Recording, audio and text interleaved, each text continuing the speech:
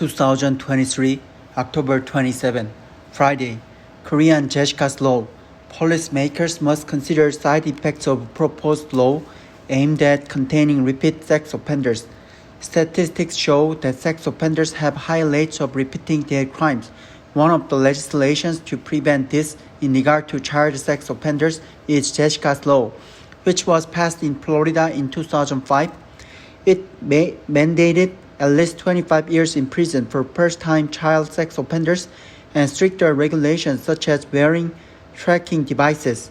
The Ministry of Justice on Tuesday introduced a draft on the South Korean equivalent to Jessica's Law, which is designed to block convicted child sex offenders from exercising their right to choose where to live, even when they have served their time. Under the new bill, the government will designate specific areas and facilities where sex offenders with a high risk of recidivism, those who have committed crimes against children under the age of 13 or those who have committed such crimes 3 or more times, are allowed to live. A related measure will be also introduced, making it mandatory for the offenders to go through drug treatment to suppress their sex drive. The ministry's move came after growing public demand for more stringent rules and restrictions against sex offenders. The ministry's data shows that 25.6% of sex crimes on children and teenagers were targeted at 13 or under, and the ratio of recidivism stood at 12.9%. Neighbors had expressed fear and anxiety when convicted sex offenders came to live in their district after serving prison terms. There has long been a risk to the security of people in connection with repeated sex offenders. Last year alone, 5,458 sex offenders were indicted for failing to comply with mandatory report on their residence and other private data.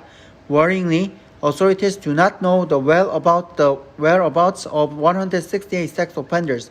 Even when offenders report the location of their residence, there were serious issues. Victims were often forced to move to a different location when the predators got released from jail for fear of being attacked again.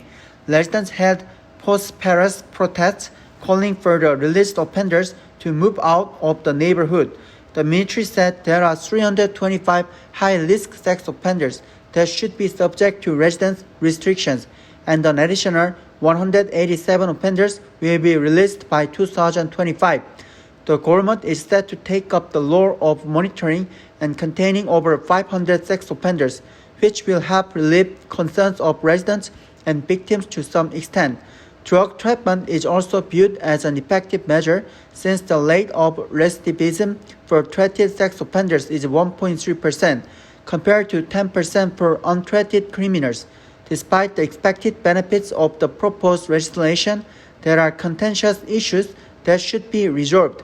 Critics of the bill argue that it will be punishing the offenders twice since they have already served in prison, raising the possibility that it could infringe on basic rights and be ruled to be unconstitutional. Justice Minister Han Do-won said that the new law is not a restriction of basic rights to the point of undermining the fundamental principle of the Constitution, but the government has to work hard to remove the elements of the bill that may be deemed infringement of basic rights. After all, protective custody, the policy of detaining repeat criminals, was abolished in 2005 over what is called the double jeopardy, or prosecution of a person twice for the same offense. In addition to the legal aspect, designating appropriate areas for convicted sex offenders to reside in is an extremely difficult task. If the government asks regional administrations to set up related facilities, it is bound to cause huge controversy among policymakers and residents. No resident would gladly accept a plan to build a state-designated facility nearby housing dozens of convicted child sex offenders. While the residency restrictions for convicted sex offenders is to protect potential victims, there is no guarantee that offenders will be blocked from contacting their targets again. There is also a danger that the government could stigmatize and isolate the residents of areas where the facilities are located. Given the explosive nature of the proposed law, The government has to fully explore and try to address related disputes to better safeguard communities against sex offenders.